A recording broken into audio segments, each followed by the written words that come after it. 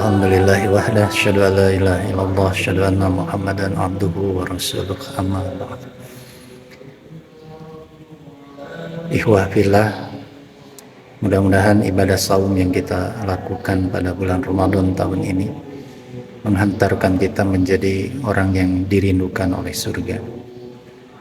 Pada kesempatan kali ini ada beberapa hal yang kiranya harus menjadi perhatian kita dan jangan sampai luput dari perhatian kita. Semua kita ketika berdoa, maka insya Allah harapan dan keinginan kita, doa kita dijabah oleh Allah. Semua kita ketika kita memohon pertolongan daripada Allah, harapan kita maka Allah segera menolong kita. Jangan pernah berharap doa kita dijabah oleh Allah. Jangan pernah berharap ya kita akan ditolong oleh Allah ketika kita memohon pertolongan.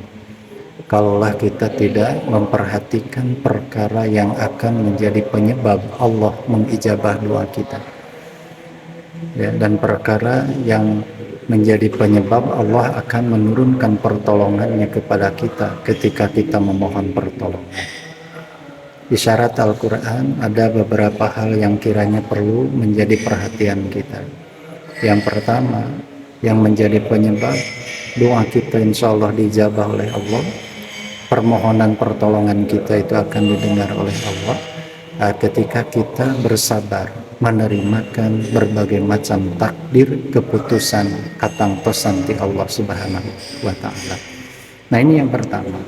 Jadi sabarnya kita ya dari berbagai macam ketentuan dan ya takdir daripada Allah Subhanahu wa Ta'ala.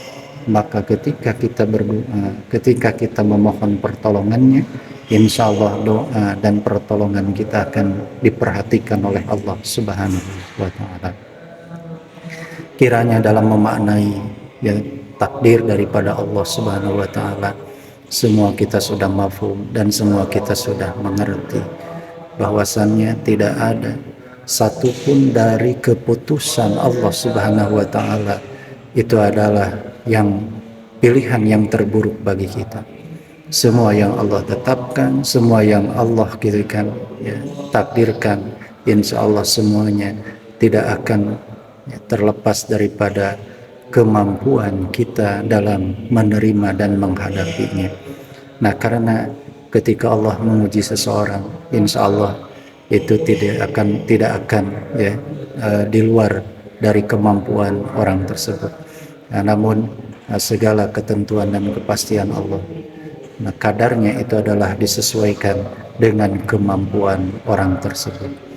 Nah, kemudian yang kedua yang harus menjadi perhatian kita ketika kita berdoa, ketika kita memohon, ya, meminta pertolongan daripada Allah, isyarat Al-Quran, ya janganlah pernah kita untuk menyelisihi aturan dan syariat daripada Allah Subhanahu wa Ta'ala. Nah, bagaimana caranya? Nah, yang pertama, ya jagalah diri kita dari perbuatan syirik atau musyrik kepada Allah Subhanahu wa Ta'ala. Nah, kemudian yang kedua, ya jagalah diri kita daripada perbuatan-perbuatan buruk, dari perbuatan-perbuatan yang tidak diridhoi oleh Allah Subhanahu wa Ta'ala. Nah, selanjutnya tidak cukup ketika kita ya setelah menjadi orang yang tidak musyrik kepada Allah, kemudian ya kita pun tidak pernah melakukan berbagai macam keburukan kalau tidak dibarengi dengan ya, melaksanakan kebaikan-kebaikan ataupun amal soleh. Nah, jadi setelah kita menjadi orang yang bersih diri dari kemusyrikan, menjauhkan diri dari keburukan-keburukan, ikuti dengan berbagai macam amal kebaikan. Nah, namun dua syarat ini mungkin belum memenuhi apa yang diharapkan dan diinginkan oleh Allah, agar kita tidak menyelisihi aturan dan syariatnya. Sebelum kita melihat syarat yang ketiga, jangan pernah kita mengamalkan ya sesuatu amal yang bukannya akan mendatangkan pahala ataupun kebaikan daripada Allah Subhanahu wa Ta'ala, namun justru sebaliknya kita melakukan satu amalan yang akan mengundang siksa daripada Allah Subhanahu wa Ta'ala. Nah, amal mana yang kiranya ketika dilakukan justru bukan mendatangkan kebaikan dan pahala daripada Allah, namun justru mendatangkan, ya, mengundang siksa daripada Allah Subhanahu